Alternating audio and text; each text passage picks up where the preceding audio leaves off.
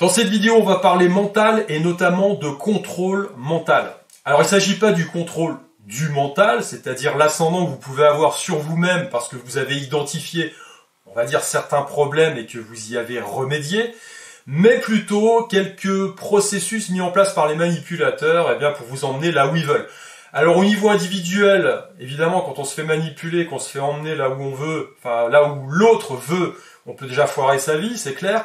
Maintenant, quand ça concerne une masse critique de gens, c'est-à-dire au niveau d'une nation, d'un pays, voire de plusieurs pays ensemble, on obtient un phénomène qu'on appelle la psychose de masse. Et la psychose de masse, c'est tout simplement du contrôle mental qui est mis en place pour obtenir un truc, tout simplement le totalitarisme.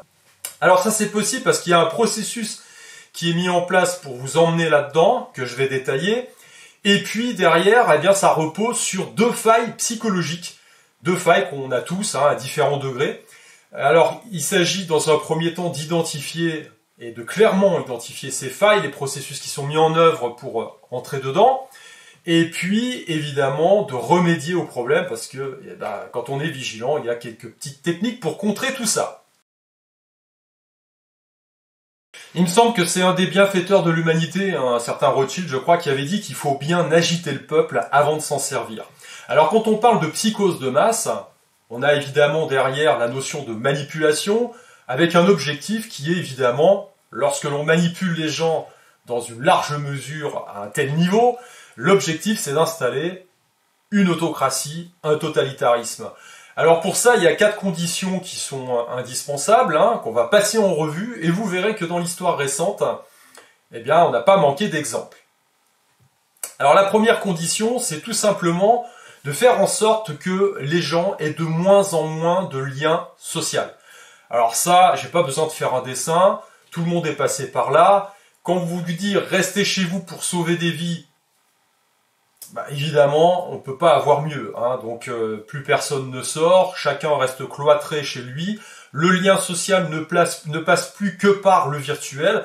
Évidemment, ça ne remplace absolument pas le contact direct, c'est évident, parce qu'on a besoin de se toucher, on a besoin d'interagir, même d'un point de vue énergétique. Là, je parle à une caméra, c'est chouette, mais ça remplacera jamais l'échange que je peux avoir avec un être vivant qui va être face à moi, que je vais pouvoir à qui je vais pouvoir serrer la main, que je vais pouvoir regarder, que je vais pouvoir sentir et capter surtout.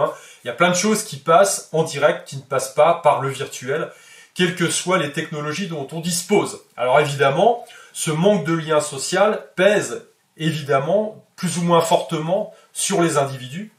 Il est clair que lorsque vous avez 95 ans, que vous êtes dans un EHPAD, et que vous attendez impatiemment la visite hebdomadaire de vos arrière-petits-enfants, et que là, on vous dit non, ça va pas être possible, quand on sait pas, peut-être plus jamais, ça crée des angoisses, et puis évidemment, ça crée tout un tas de choses qui sont négatives. Alors évidemment, on n'a pas que ça. À côté du manque de lien social, on a besoin que la population également, perçoive l'environnement comme c'est un peu la fin du monde. Vous savez, il n'y a plus de signification, il n'y a plus de but. Voilà. Donc vous avez effectivement des gens qui sont enfermés chez eux et puis qui se disent bon, ok, faire du sport, à quoi bon? M'améliorer sur telle ou telle chose, j'en vois pas l'intérêt. Et c'est pour ça qu'on a vu évidemment des gens qui ont pris 20-25 kilos pendant ces périodes de confinement, puisqu'ils restaient chez eux, devant la télévision à regarder des merdes pour pouvoir passer le temps, avec le nez dans le congélo ou dans le placard, à gâteau, et ça a touché évidemment de nombreuses personnes, même des gens qu'on croyait calés dans leur tête, des sportifs de haut niveau. Lorsqu'on a commencé à les isoler, on voit que c'est pas facile. On est des animaux sociaux, on a évidemment besoin d'interagir, on a besoin de trouver un sens à la vie. Et évidemment, quand on appuie sur le bouton pause et qu'on vous dit restez à la maison parce que là vous n'allez plus sortir, le monde d'avant c'est fini, c'est terminé. Je cite Klaus Schwab, vous espériez revenir au monde d'avant, c'est terminé, ça ne reviendra pas, c'est fini, ça n'existe plus. Voilà, donc vous perdez effectivement, il y a un sentiment qui flotte dans l'air, où vous perdez cette notion comment dire, spirituel, hein, de sens que vous donnez à votre vie. Et on a même coupé les gens, évidemment, de leurs pratiques religieuses également. Alors ça, pour certaines personnes, c'est encore une fois une perte de repère qui va être catastrophique. Bref, vous avez saisi, évidemment, le sens du propos et la façon dont c'est mis en place. Alors, un des prérequis également, le troisième, ça va être l'installation d'une ambiance, encore une fois, d'anxiété. Voilà. Les gens sont anxieux, ils ont peur de tout. Voilà, c'est important qu'ils baignent dans un environnement de peur. Ça, c'est super important parce qu'on va les agiter dans tous les sens. On va leur donner des informations anxiogènes. Évidemment, le soir, alors, je parle évidemment de la période Coco Circus, hein, c'est clair. Cache-Sexe arrivait le soir, il nous annonçait le nombre de morts à nouveau. Évidemment, les nombreux cadavres qu'il fallait engendrer dans la rue pour aller faire ses courses pendant 1 heure. Hein. Voilà, tout le monde est passé par là, évidemment, on l'a vu. Hein. Mais c'est la même chose pendant des périodes de guerre. Hein. Je pense notamment à l'époque de la guerre d'Irak, puisque je pense que c'est vraiment là où on a eu une innovation totale, sans précédent. Hein. C'était cette période-là où on a fait la guerre spectacle. Hein. Tous les soirs, on était devant la télévision. Là, je parle aux gens qui ont connu cette période-là, dans les années 90. Hein. Il fallait regarder l'émission. Alors, on voyait des petites lumières dans le ciel, hein, qui pour nous ne signifiaient pas grand-chose. On savait que c'était des bombes. Hein. On avait inventé la frappe chirurgicale. Hein. Rassurez-vous, ça tombe sur la gueule de personne. Hein. Juste vraiment le centre technique ou matériel qu'on voulait atteindre. Hein. Voilà. Depuis, on sait que le pays était rasé. Donc c'était pas si chirurgical que ça ressemblait plus à une boucherie, mais bon. À l'époque, c'est ce qu'on nous montrait à la télévision. Évidemment, pour les gens qui étaient en prise directe avec ces événements, eh bien c'était autre chose. Mais ça créait une angoisse aussi dans la population, parce qu'on savait pas, évidemment, en période de guerre, on fait monter la sauce, on sait pas comment le conflit va se résoudre, on sait pas si ça va s'étendre, on sait pas si ça va être la 3e guerre mondiale. Alors évidemment, aujourd'hui, quand je fais cette vidéo, on a un autre conflit qui passionne les foules, et puis qui est source d'angoisse également, hein, une crise qui a pris le relais de la crise précédente. Hein. Voilà, vous aviez la petite boule là devant vos yeux ébahis qui commence à vous endormir, c'est de l'hypnose, hein, c'est le même processus. On vous dit regardez bien ça, l'émission du soir, attention, le nombre de morts, machin, etc. Puis boum, on sort d'une crise. Et on entre directement dans l'autre, sans transition, et c'est exactement le même processus. On vous dit, regardez ce qui se passe, machin, c'est gravissime. Ça va s'étendre un peu partout, c'est la fin du monde. Voilà. Donc c'est le même processus, cette anxiété qui est cultivée, qui est entretenue. Ensuite, eh bien, vous avez un 4e prérequis qui est cette frustration latente, et puis ce sentiment d'agression. Alors ça, c'est bon.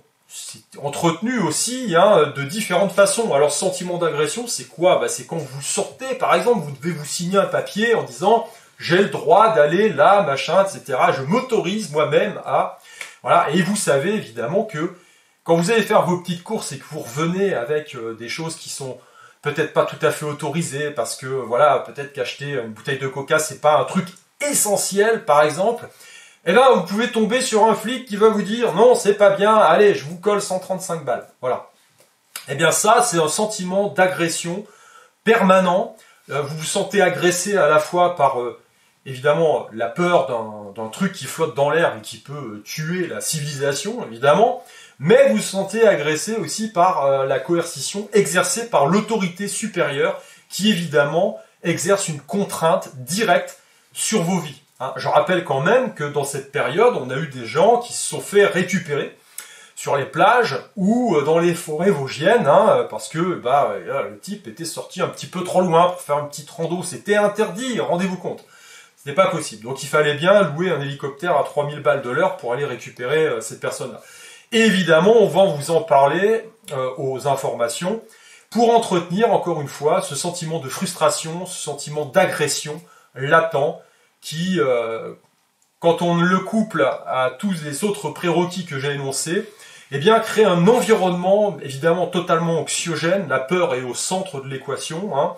La peur et la coercition, ça c'est important. La résolution de tout ça, derrière, c'est qu'à un moment donné, on va vous donner, on va l'agiter comme ça, on va vous donner la solution. Vous n'étiez pas bien, vous aviez peur, vous étiez dans un sentiment de frustration et d'anxiété incompressible, vous ne trouviez plus de sens à votre vie, voilà, plus de but, et bien là, on vous donne la solution du problème. Voilà. Par exemple, c'est les non-vax qui bouchent les systèmes de santé. Ouh, ils sont pas beaux. C'est les antipasses qui, effectivement, rejettent tout en bloc, hein. Ils sont pour la terre plate, ils sont pour je sais pas quoi d'autre encore, hein. Ils pensent peut-être qu'on est dirigé par des reptiliens ou des choses comme ça. Donc ce sont des gens qui pensent pas correctement et qui s'opposent à ce que le gouvernement en place est en train de mettre en place justement pour pouvoir vous sortir de cette situation problématique. Donc on vous donne finalement la source du problème. La source du problème, c'est eux. Il y a nous d'un côté et il y a eux de l'autre. C'est par exemple dans un autre conflit, dans une autre crise, hein, dans un conflit, ça va être l'ennemi en face.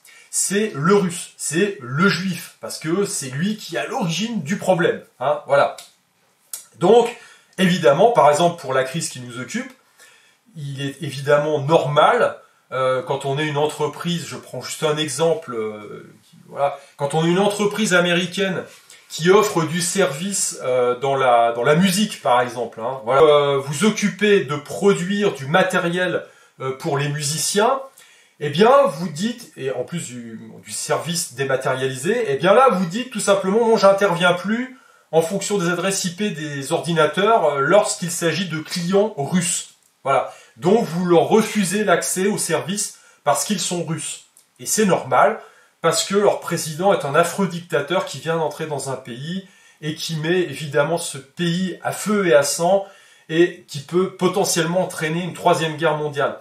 Donc vous qui êtes musicien, petit Igor de 16 ans qui est dans sa chambre dans une sous-ville de Moscou par exemple, hein, une banlieue de Moscou, eh bien ne peut plus avoir accès à ce service-là, il peut plus faire de musique parce que c'est normal, il faut qu'il sache lui, eh bien qu'il fait partie du camp du mal. Et surtout il faut que vous sachiez vous, parce que lui peut-être il verra qu'il peut plus s'en servir, mais il faut que vous sachiez vous que tout le problème, tous les problèmes qui vous occupent aujourd'hui, cette angoisse, cette frustration, eh bien c'est de sa faute. C'est de sa faute. Voilà. Et ça c'est important. Et puis là, eh bien on a effectivement tous les prérequis qui sont en place pour installer le totalitarisme.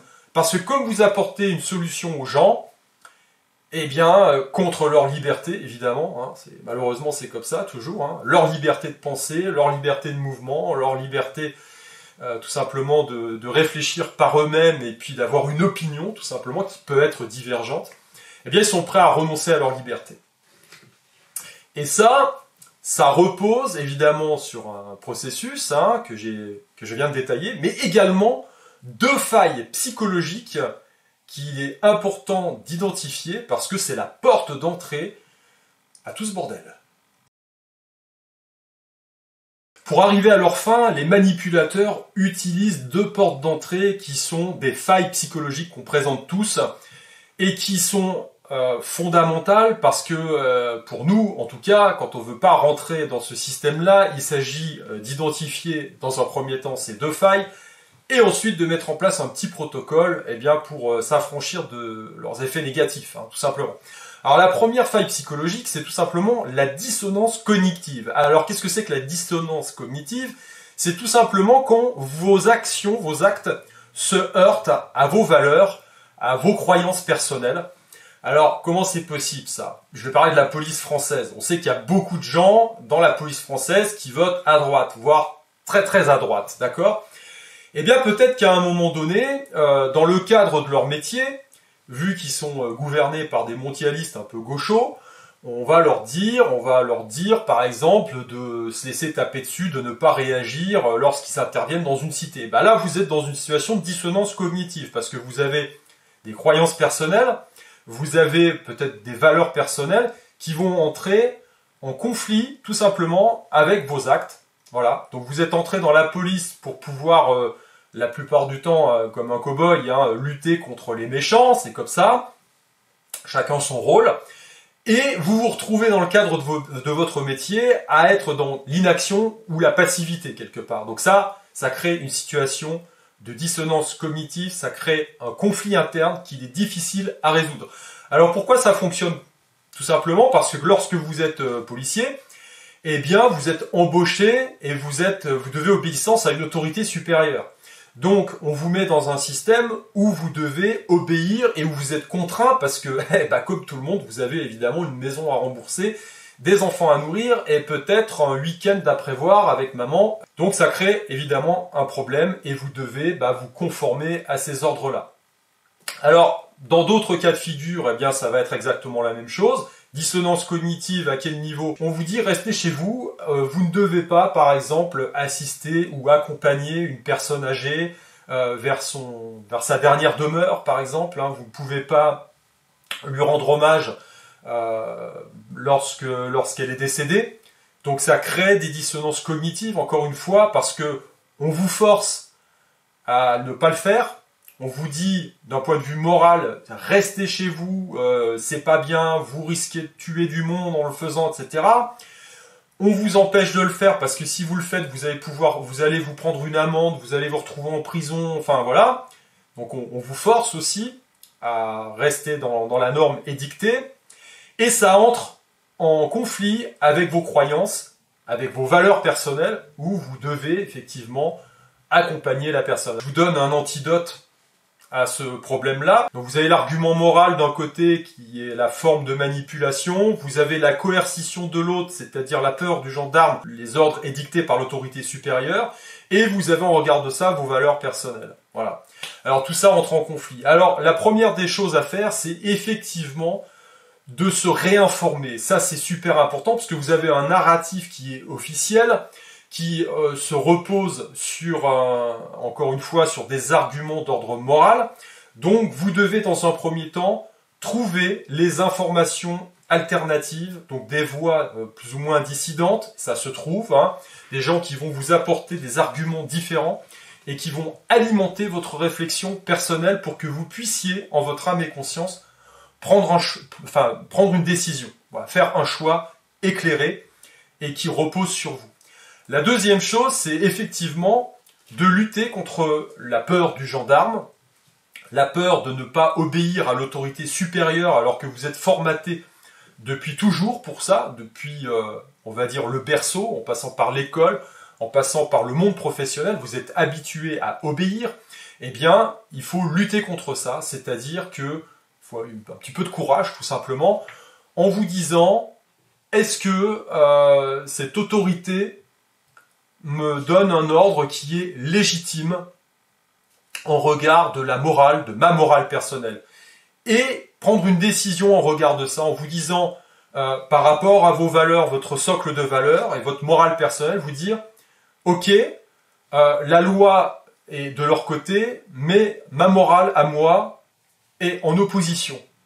Et donc à partir de là, vous devez être aligné, vous devez vous mettre tout simplement en alignement avec vos valeurs personnelles et vous dire « Ok, je passe outre parce que ma morale me porte à faire ceci, cela », alors que la loi, elle, est injuste. Donc c'est la notion de justice derrière ça. Vous avez la loi et la notion de justice, et la justice, c'est une notion personnelle. Voilà. Donc l'idée, c'est de lutter contre la dissonance cognitive en utilisant la réinformation, s'informer correctement pour alimenter évidemment votre réflexion. C'est vous qui devez décider par rapport à vos valeurs, en ayant un peu de courage pour lutter contre la peur du gendarme, des amendes et du regard, surtout du regard des autres, parce que le premier des censeurs, ça va être celui-là. Qu'on a mis un argument moral en place, et bien évidemment, vous allez subir le regard des autres qui vont vous dire « Bah non, il faut rester chez toi pour sauver des vies. » Voilà. La deuxième chose, c'est lutter contre le biais de confirmation. On dit toujours, quand un homme honnête se rend compte qu'il s'est fait avoir, eh bien, il a que deux options, finalement. Il décide de ne plus se faire avoir, il décide de ne plus être honnête, malheureusement. Voilà. Et la troisième option est ce biais psychologique de confirmation, c'est-à-dire, il va faire en sorte après maintes réflexions, de justifier ses erreurs pour se dire que finalement, non, il s'est pas tant fait avoir que ça. Et donc ça, c'est un poison mental absolu, mais vraiment absolu, sur lequel il faut lutter. Pourquoi? Parce que tant que vous vous racontez des histoires, eh bien, vous pouvez pas progresser, hein, d'un point de vue spirituel, c'est évident. Et quand je dis ça, c'est que vous ne pouvez pas vous améliorer, vous pouvez pas, quand on se raconte des histoires, eh bien, on est dans un monde virtuel, on n'a aucune possibilité de s'améliorer.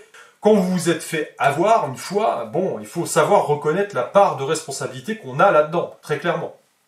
Et à partir de là, eh bien, il faut œuvrer, le premier temps, c'est de se dire, je me suis fait avoir. C'est reconnaître son erreur. Et ensuite, se dire, ça ne se reproduira plus. Voilà. Alors là, on atteint évidemment deux autres choses qui sont très importantes là-dedans. La première, c'est que il faut lutter contre la peur. Il y a un moment donné, il faut s'immuniser contre cette peur-là. Il faut se dire, qu'est-ce que tu veux qu'il m'arrive? Hein, ok, c'est interdit de le faire, mais qu'est-ce que je risque? On va m'arrêter, on va me coller une prune. Bon, en regard de ce que je devais faire en face, ça vaut pas grand-chose. Hein, voilà. Qu'est-ce que vous voulez qu'on me fasse de plus? Voilà. Je suis censé choper un virus à un moment donné, mais je fais tout ce qu'il faut pour ne pas l'attraper parce que je vais peut-être mourir. Finalement, tout le monde le chope, ce truc-là, parce que, comme l'avait dit le professeur Raoult, entre autres, hein, dans la courbe d'existence des virus, il y a un moment donné, évidemment, il perd on va dire, en virulence, hein, il fait beaucoup moins de mal, mais il se répand beaucoup plus vite, et puis il touche tout le monde. Voilà. Finalement, vous chopez le truc, vous dites, bon, ok, bon, c'est une petite grippe, c'est pas bien méchant. Donc vous immunisez aussi contre la peur. Ça, c'est super important, il y a un gros travail à faire là-dessus. Et ensuite, l'autre stratégie, c'est évidemment, qu'il faut mettre en parallèle, hein, c'est évidemment se mettre en colère. C'est-à-dire qu'à un moment donné, je me rends compte que je me suis fait avoir, et je me mets en colère, je me dis non, c'est terminé. Vous posez les limites, tout simplement. Vous vous dites, ça ne se reproduira plus. Voilà. Pourquoi? Parce que je vais prendre la bonne information, je vais lutter contre ma peur, je fais attention à ne pas entrer dans de la dissonance cognitive, tout simplement, parce que je suis aligné avec mes valeurs et avec mes croyances, et j'y ai réfléchi avant, tout simplement. Voilà quelles sont mes valeurs, quelles sont mes croyances, quelles sont les choses sur lesquelles je vais pouvoir faire des compromis, quelles sont les autres sur lesquelles ça sera absolument niet, ça sera pas possible, on ne passera pas, j'aurai mis la limite, on ne franchira pas cette limite, quoi qu'il en coûte. Quoi qu'il en coûte. Et à ce moment-là, pour lutter contre la peur aussi, vous vous dites, et vous faites le lien avec tout ça, vous dites jusqu'à quel point je suis prêt à aller, justement pour rester aligné avec mes valeurs et ne plus me faire avoir, et pour rester bien droit, campé dans mes bottes. Voilà, il y a des choses sur lesquelles on peut faire des compromis, il y en a d'autres, c'est pas possible. C'est comme ça dans la vie, voilà. Et il faut savoir poser les limites. Et si tout le monde faisait ça à son petit niveau, eh bien on aurait moins de problèmes, on aurait moins de gens qui se font embrigader dans des trucs pas possibles. Et évidemment, à l'échelle d'un pays, à l'échelle de plusieurs pays même, on n'aurait pas cette psychose de masse qui s'installe et qui permet à un petit groupe, évidemment, de gens bien intentionnés et qui ont les moyens, hein, qui sont quand même très intelligents, qui ont les moyens financiers derrière, eh bien d'imposer leur vue et puis d'emmener et de nous emmener tous vers un truc qui est un petit peu dégueulasse, hein, parce que moi perso, le communisme 2.0, j'ai pas très envie de le voir. Voilà. Eh bien écoutez, sur ce, j'espère que je vous aurai apporté des éléments intéressants, de la matière à réflexion, puis surtout des pistes pour pouvoir travailler et réduire ces failles ou ces biais psychologiques. Allez, je vous dis à plus.